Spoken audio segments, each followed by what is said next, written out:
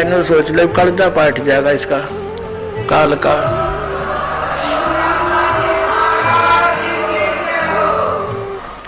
एक भगत बता रहा था, इन्हों बोला जी हमारे गांव में एक जोटा था भैंसा, और वो इतना अंडी पाक रहा था, उस गांव में तो उसने कोई दूसरा जोटा छोड़ा ही नहीं था, और आसपास के गांव में भी कोई उसने इधर आ जाता खेतों में तो उसकी इतनी दूर तक उसको मारने के लिए दौड़ता था। एक बार हमारा तालाब खुदवा रखा था, जोड़ गांव का तालाब खुदवा रखा था, गहरे गड्ढे कर देते हैं कि वर्षा होगी तो जल घना स्टॉक हो जाएगा इस उद्देश्य से, और वो नहर से भरवा रखा था, सरकार से प्रार्थना करके फुल करवा रखा था। तो उसमें क्या हुआ कि ये हाथी वाले आते हैं गांव में, दाने कुछ मांगन मुंगन आते, हाथी वाले आ रहे थे। उनने हाथी, दोपहर का समय था, हाथी छोड़ दिया जल में कि यू मस्ती मार लेगा थोड़ी देर। वो हाथी उन तालाब के अंदर गहरे गहरे गड्ढे बनवा रखे थे, खोद रखा था, उनमें सारा ही डूब गया। थोड़ा सा सर दिखे और एक थोड़ी सी दूरी पर सूंड ऊपर कर इतना दिखे।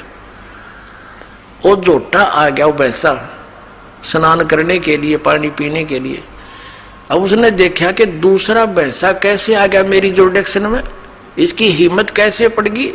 उसने हाथी का सिर दिखा था, उसने सोचा यो भी कोई जोटा है, भैंसा है, तो उसकी तरफ चला नो खा के पानी में, जल में, अगदो से भी इसको मार डालूंगा।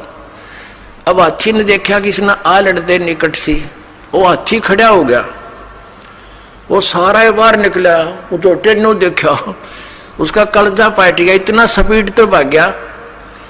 नो क्या था, नो मुंह बा लिया, और हमारी 3 किलोमीटर सीमा है गांव की, उससे पार जाकर उसने पीछे मुड़कर देखा।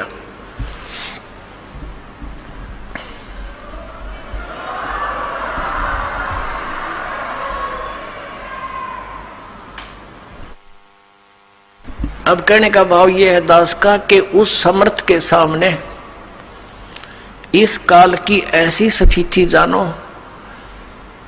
अब तक तो ये हमारे ऊपर बहुत प्रभाव जमाए बैठा था, जब इस परमात्मा का ये सच्चा ज्ञान अपने आत्मा, अभी तक तो हमने कबीर जुलाहा दिखा था और वो हाथी का सिर दिखा था। अब ये जुलाहा सारा बार निकला, इन्होंने सोच लो कलजा पाट जाएगा इसका काल का।